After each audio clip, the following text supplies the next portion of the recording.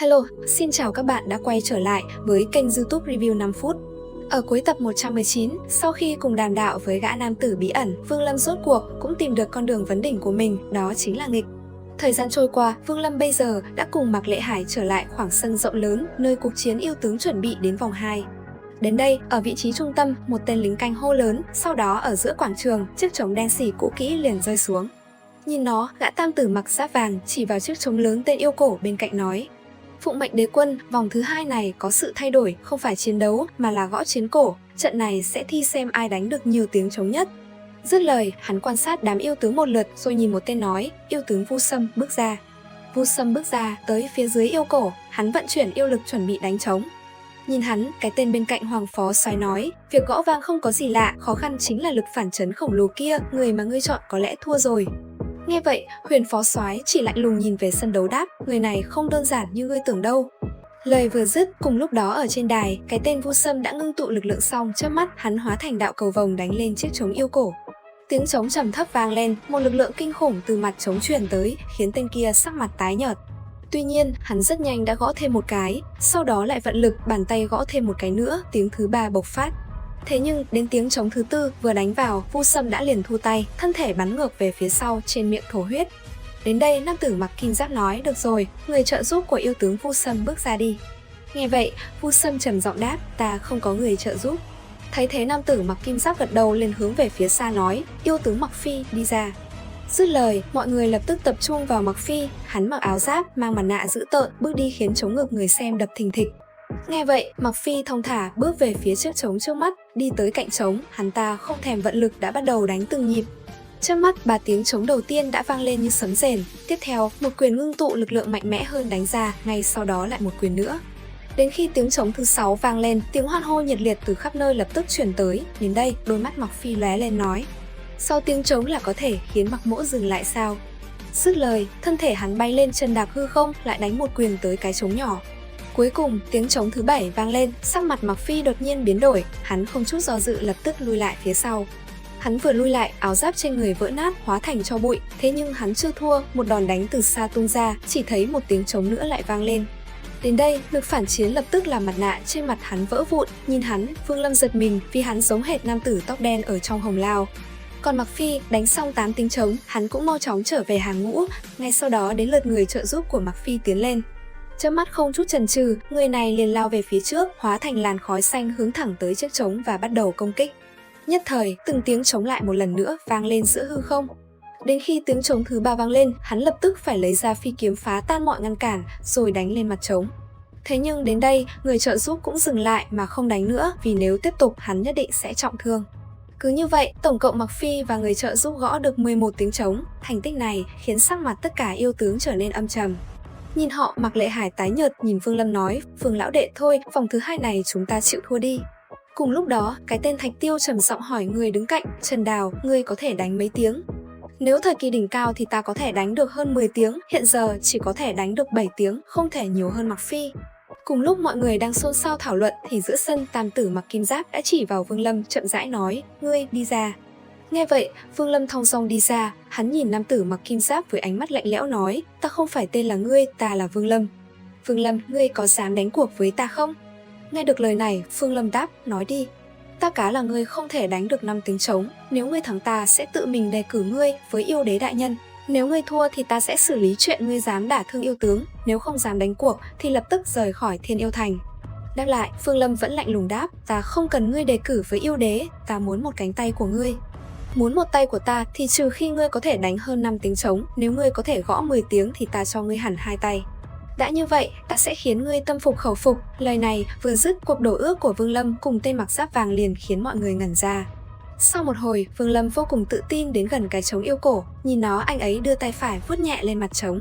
Chớp mắt thu tay lại, lấy ra một bình rượu, Vương Lâm uống một hơi rồi nhìn về phía tên mặc giáp trụ vàng nói: Ngươi xem cho kỹ đi. Dứt lời, tay phải Vương Lâm nhanh như chớp nắm thành quyền, năng lượng lập tức ngưng tụ vào bàn tay hướng về phía chiếc trống yêu cổ đánh xuống. Nháy mắt, một đạo khí xám như một con rồng đã liền phóng ra, rồi đánh thẳng về phía mặt trống. Nhất thời, một trận rung động diễn ra. Tích tắc sau, liên tiếp 4 tiếng trống cùng nhau vang lên, âm thanh rít gào đánh ra bốn phía, mặt đất trên sân đấu nứt ra từng mảng. Chứng kiến thế công cường hãn này, 8 yêu soái trên đài cao, ngoại trừ Thiên soái đều đứng bật dậy, đôi mắt lộ vẻ không thể tin nổi. Đến đây, Vương Lâm nâng tay phải lên, thu lại ra khỏi chiếc trống, xoay người nhìn về phía nam tử mặc kim giáp, tiếng ồn ào bốn phía lập tức yên tĩnh. Vương Lâm đưa tay phải chỉ vào nam tử mặc kim giáp, bình thản nói: "Ngươi thua rồi. Ngươi mới đánh 5 tiếng, nếu vượt qua mới xem như là ngươi thắng." Nghe vậy, tay phải Vương Lâm nắm lại, rồi một lần nữa đánh lên trên chiếc trống. Thế nhưng Vương Lâm vẫn chưa dừng lại, ánh mắt lạnh lẽo nhìn nam tử mặc kim giáp, tay phải lại đánh tới chiếc trống, tiếng trống thứ 7 vang dội trời đất làm nơi đây rung chuyển. Đến đây, cái tên giáp trụ vàng mới vội vàng nói: "Ta sẽ ở trước yêu đế bệ hạ tiến cử ngươi." Nghe vậy, Vương Lâm lắc đầu, thanh âm bình thản nói: "Ta muốn một bàn tay của người." Ngay khi thanh âm Vương Lâm truyền ra, tay phải hắn lại tiếp tục đánh lên tiếng thứ 8. Phía xa, 7 vị yêu soái nhìn nhau với vẻ khiếp sợ. Còn tên giáp trụ vàng, đến đây hắn vẫn không chịu thua nói: "Nếu ngươi có thể đập được 15 cái thì Kim Mỗ sẽ tự dâng một cánh tay cho ngươi." Nghe vậy, Vương Lâm không thèm đáp, lẩm bẩm suy nghĩ một chút, ngay sau đó, tay phải tiếp tục nắm thành quyền đánh về phía trước. Trước mắt tiếng trống thứ 9 đã vang lên, lực phản chấn như cơn hồng thủy liền bật ngược lại, phá vỡ đạo lạc, ấn bao phủ người Vương Lâm. Đến đây, cơ thể Vương Lâm không tự chủ được bật ngược về phía sau, bất ngờ đến đây, Vương Lâm như ngộ ra chân lý.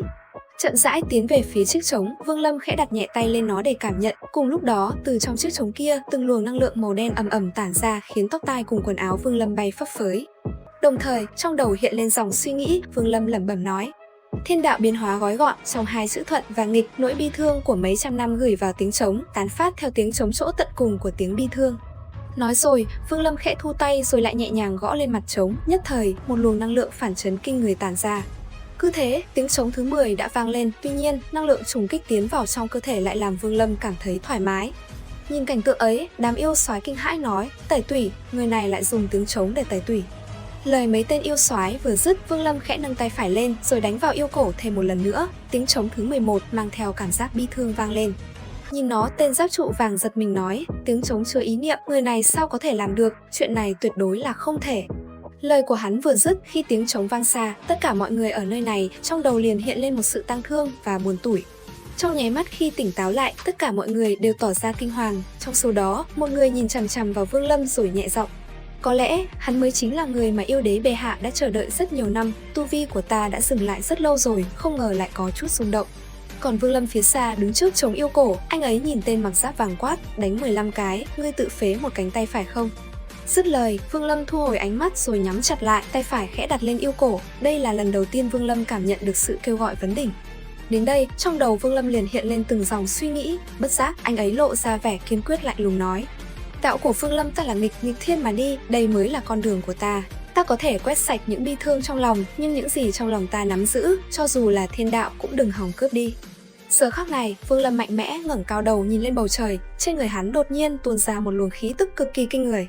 Giờ khắc này, thiên địa đã hoàn toàn biến sắc, sấm chớp xuất hiện dày đặc trên bầu trời, nhìn nó một vài người kinh hãi nói: "Thiên đạo, vậy mà hắn có thể dẫn động thiên đạo cộng hưởng." Cùng lúc đó ở trên tòa tháp kia, một người bất chợt mở hai mắt nói: "Nghịch tu tốt." Lời người này vừa dứt, ánh mắt liền nhìn thẳng về phía xa. Cùng lúc này, Vương Lâm đã dồn hết tất cả bi thương vào nắm đấm và đánh về phía chiếc trống. Nhìn Vương Lâm đang ngộ đạo, tên mặc sát trụ vàng liền nhân cơ hội phóng thẳng đến chỗ Vương Lâm nhanh đến mức không thể tưởng tượng. Cùng lúc đó, thanh âm hắn vang lên nói: "Ta không thể để ngươi đánh được tiếng thứ 15, lấy mạng ngươi rồi, ta không tin đế quân sẽ trách phạt." Lời hắn vừa dứt thì cùng lúc đó, phía xa Thiên soái đã ra tay từ trên trời cao, một luồng năng lượng kinh người đã lập tức ập xuống người tên mặc giáp vàng. Nhất thời, tên này không chịu được liền ngã quỵ xuống mặt đất. Sau đó, Thiên soái bấm pháp quyết rồi hóa thành một đạo ô quang đánh thẳng vào tay trái của người đàn ông mặc kim giáp, khiến cánh tay hắn tan biến. Cùng lúc đó, Vương Lâm đã chuẩn bị đánh vào chiếc trống kia, nhìn nó, không ít người phải giật mình lẩm bẩm nói: "Nếu đạo cảnh đạt tới viên mãn, người này sẽ vấn đỉnh." Đến đây thì hết tập 120, liệu rằng tập 121 sẽ có gì hấp dẫn? Theo dõi kênh YouTube Review 5 phút để biết thêm chi tiết các bạn nhé. Xin chào và hẹn gặp lại!